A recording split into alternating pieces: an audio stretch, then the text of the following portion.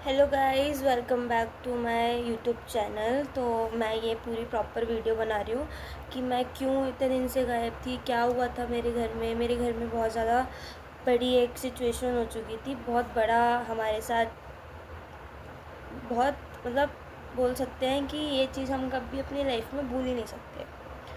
तो हमारे साथ ऐसे सीन हो गया था, इसलिए मैं अपने व्लॉग्स, अपनी रील्स से डिस्कनेक्ट हो गई थी, सोशल मीडिया से डिस्कनेक्ट हो गई थी। तो मैंने सोचा कि मैं ये वीडियो बना के डाल देती हूँ और फिर अपने व्लॉग्स कंटिन्यू करती हूँ। तो हमारे साथ मतलब ऐसा हुआ कि उसके बाद मैं ये बोलती हूँ कि मतलब जितना आपके पास जो इंसान है, उस इंसान के साथ उतना टाइम स्पेंड करो, अच्छे से करो, अपनी मेमोरीज़ अच्छी बनाओ, ताकि आपको बाद में ये ना हो कि यार, मतलब बोलते हैं ना कि जब आपके साथ से कोई चला जाता है ना, तब आपको उसकी ज़्यादा कमी फील होती है। तो हुआ यूँ था कि मैंने अपने पापा को खो दिया। वो कैसे, 27 को, रामनवमी वाले दिन 27 मार्च को मेरे पापा डेली वॉक पे जाते थे। कोई इशू नहीं था उनको, वो डेली सुबह मॉर्निंग वॉक पे जाते थे। तो 27 को रामनवमी थी।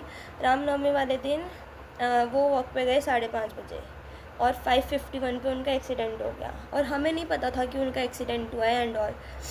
7 बजे तक वो घूम के वापस आ जाते थे, वो घूम के वापस नहीं आए। मम्मी ने मेरे को बोला कि तेरे पापा नहीं आए, एक बार जाके देख नीचे कहीं दादा दादी के पास तो नहीं बैठ गए। कई बार होता था कि वो दादा दादी के पास बैठ जाते थे, फिर कई बार होता था कि वो ऊपर छत पे पानी डालने चले जाते थे प्लांट्स में। तो मम्मी ने बोला कि देख क्या कहीं वो नीचे तो नहीं बैठ गए। मैं नीचे गई, नहीं थे। फिर मैं ऊपर गई, ऊपर भी नहीं थे।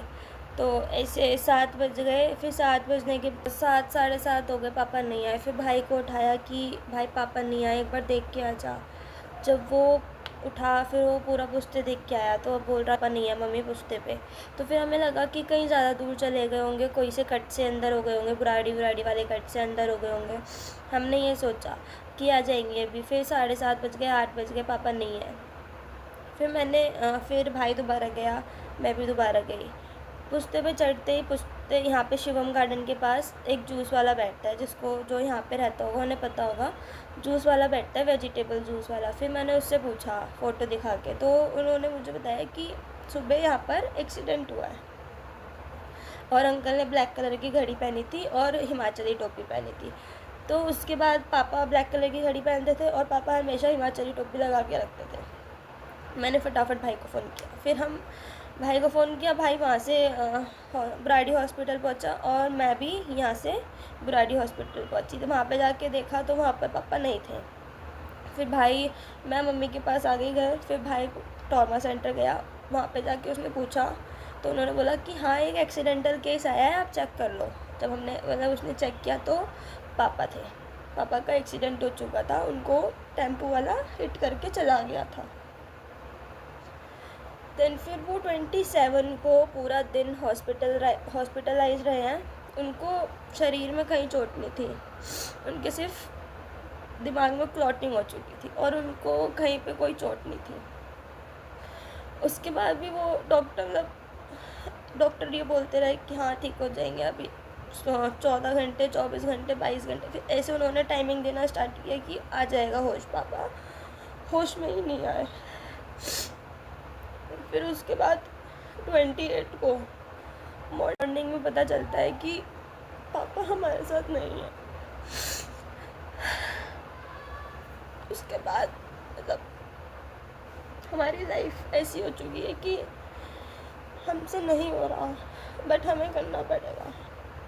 क्योंकि अगर हम नहीं स्टेबल होंगे, हम रोते रहेंगे, सब कुछ करते रहेंगे, तो मम्मी को भी बहुत ज़्यादा इफ़ेक्ट पड़ेगा। क्योंकि इफ़ेक्ट उनको अभी भी पड़ रहा है, उनके लिए बहुत हार्ड है ये। जितना हमारे लिए, हम दोनों बहन भाई के लिए हार्ड है, उससे ज़्यादा हार्ड मम्मी के लिए है। बट हम दोनों को मिलके उनको देखना है, हमको ये सब चीज़ करनी है। क्योंकि पापा चले गए, वो वापस तो आ नहीं सकते। तो मतलब बहुत ज़्यादा गंदे दिन जो बोलते हैं, पता नहीं क्यों इन सब मतलब ऐसी चीज़ें होती है ना, तो भगवान पे से भरोसा उठ जाता है कि नहीं, क्योंकि हम लोग इतना पूजा पाठ, पापा खुद इतना पूजा पाठ करते थे, उसके बाद भी ये सिचुएशंस नहीं होती हैंडल। बहुत हार्ड होता है। जो लोग बोलते हैं ना कि हाँ भाई आगे बढ़ो, भूलो इस चीज़ों को, भाई नहीं भूला जाता। हर चीज़ में बहुत याद आती है। मेरे से पूछो, मैं बहुत कंट्रोल करती हूँ अपनी मम्मी के सामने, बहुत लोगों के सामने, बट नहीं होता।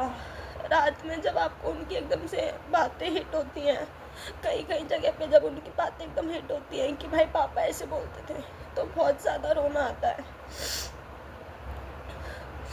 बहुत ज़्यादा हिट्स होती है। और रात में बहुत होती है हिट, रात में प्लस उनका सुबह उठ के ऑफिस जाने वाला टाइमिंग जो होता है वो बहुत हिट करता है। फ़ोटोज़ देखती हूँ मैं उनकी और अपनी, तो बहुत ज़्यादा हिट होते हैं। पता नहीं क्यों हुआ हमारे साथ, क्या था भगवान जी की मर्जी, पर नहीं हो रहा। मैं हैंडल अभी भी नहीं हो रहा।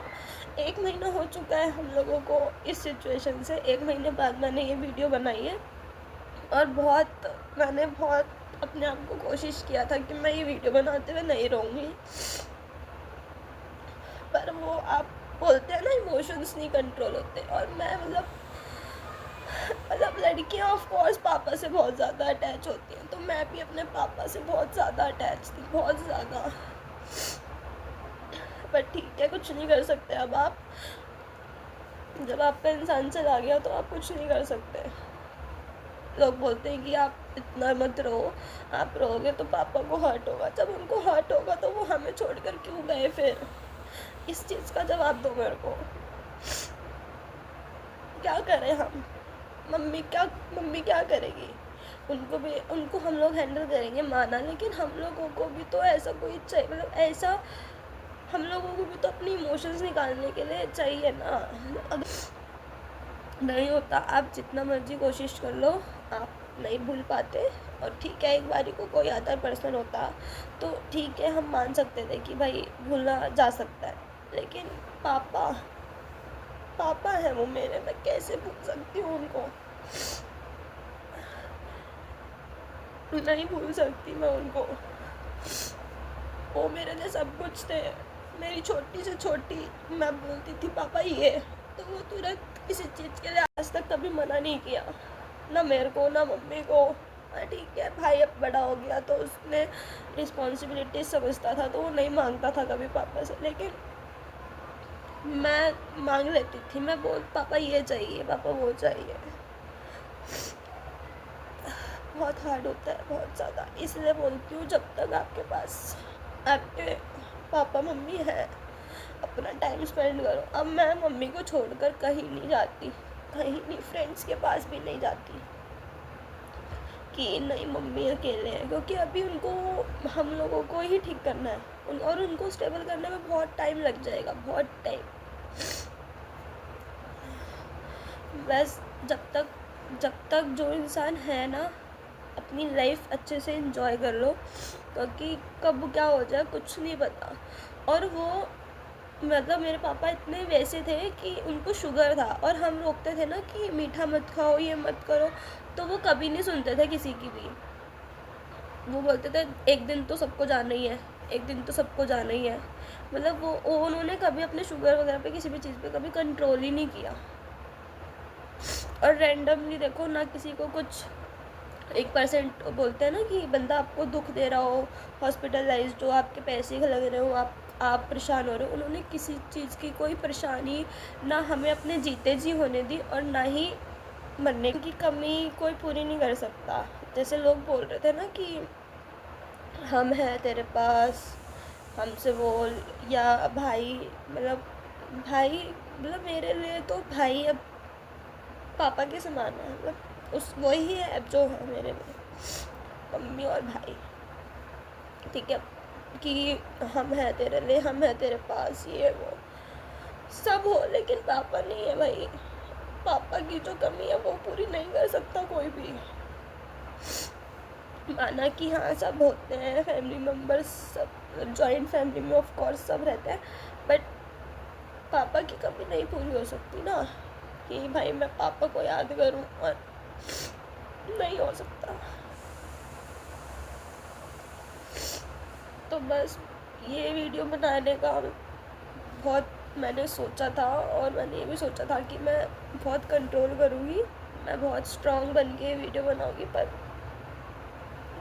नहीं हूँ मैं स्ट्रॉन्ग शायद, और मुझे नहीं बनना स्ट्रॉन्ग। मैं जैसी हूँ वैसी ठीक हूँ। बस मैं अपने पापा को बहुत मिस करती हूँ, बहुत, रात के टाइम पे बहुत ज़्यादा। और वो मेरे को पता है, वो मेरे को देख रहे हैं ऊपर से, मेरे अच्छे बुरे में मेरे साथ होंगे, नहीं कह सकते।